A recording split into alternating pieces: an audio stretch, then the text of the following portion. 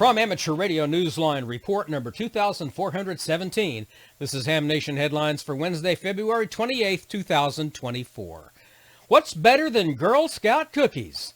Girl Scouts talking with astronauts in orbit on a ham radio station they assembled. That's a recipe for fun. Newsline anchor Stephen Kinford at N8WB picks up the story. In California, Girl Scouts who were involved in the planning and design of an amateur radio station finally got to use it on Thursday, February 22nd, in a 10-minute contact with the International Space Station. Unlike many of the typical ARISS contacts that have been made using a telebridge station, this was a direct contact from the station created at Girl Scouts headquarters in California. The girls were involved in its creation from the start with help from the River City Amateur Radio Communication Society and Girl Scout Heart of Central California, coordinated by Jen Garland, KI1TTY. The girls' instruction provided a look at Ham's emergency response roles and, of course, a possible career as an astronaut. Spring and summer means tornadoes and hurricanes. It's time to get weather aware with Skywarn spotter training.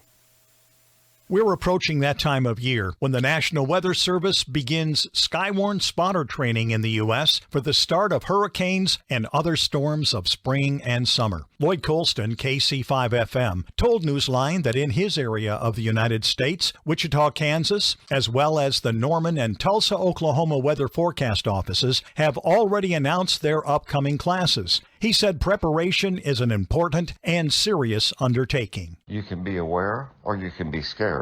The National Weather Service offers training locally and virtually, so you can be aware. Christopher Strong, warning coordination meteorologist for the Baltimore, Washington, D.C. Weather Forecast Office, told Amateur Radio Newsline that hams can play a big part in being, quote, weather aware by knowing what threats are possible, unquote. Amateur radio operators not only need to keep our equipment ready to go, but also keep our training up to date. You can attend spotter training online or find out about classes in your area by visiting weather.gov. Then locate your local office by entering your zip code in the search box. When you find your local office, look for the Skywarn link. This is Randy Sly, W4XJ.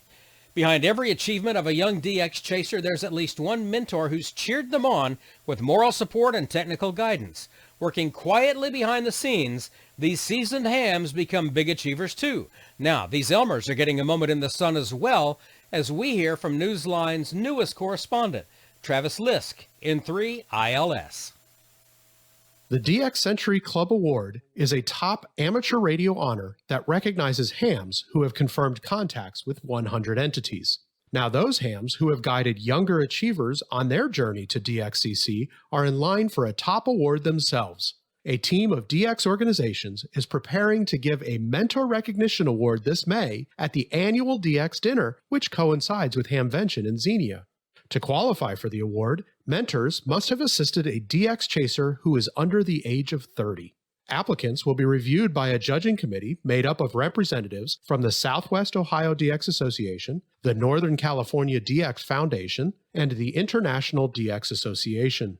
For an application form, send an email to thedxmentor@gmail.com.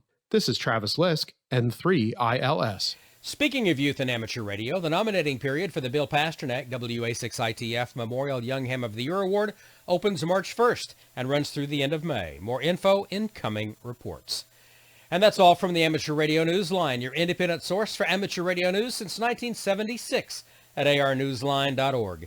With Stephen Kinford, N8WB, Randy Sly, W4XJ, Travis Lisk, N3 ILS, Karen Eve Murray, KD2GUT at the news desk in New York, and our news team across the globe, I'm Don Wilbanks, AE5DW. 7-3. We'll see you next time here on Ham Nation.